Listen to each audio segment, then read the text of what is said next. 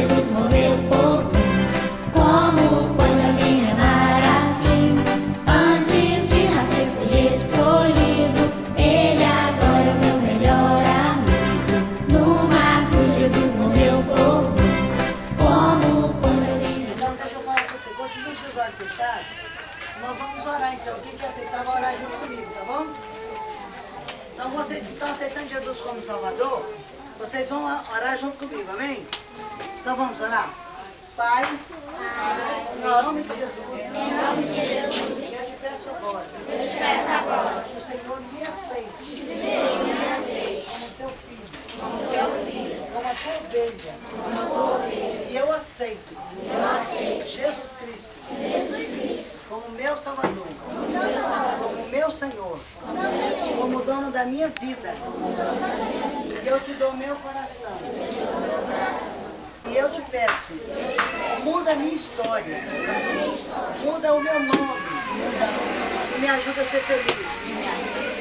Tanto eu, como a minha mãe, como meu pai, meus irmãos e a minha família.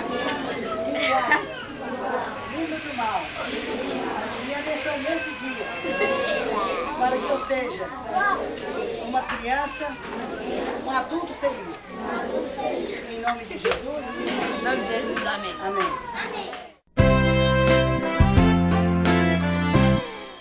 Você olhando para mim, talvez possa se perguntar: como é que um Deus tão grande comigo irá se preocupar?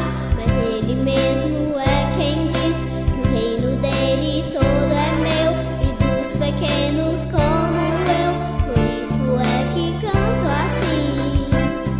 O Senhor já me escolheu para ser filho seu. Não importa se pequeno, Ele já me elegeu. Especial eu sou, amado do Senhor. Se o meu Deus é por mim, quem será contra mim? Especial eu sou, amado do Senhor. Se o meu Deus é por mim, quem será contra mim? Você olhando para mim, talvez possa se perguntar: como é que um Deus tão grande comigo irá se preocupar? Mas Ele mesmo é quem diz que o reino dele todo é meu, e dos pequenos como eu, por isso é que canto assim. O Senhor já me escolheu para ser filho seu. Não importa se pequeno, Ele já me elegeu. Especial eu sou, amado do Senhor.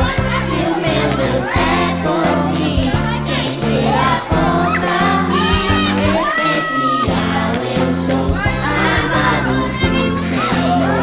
Se o meu Deus é por mim, quem será contra mim?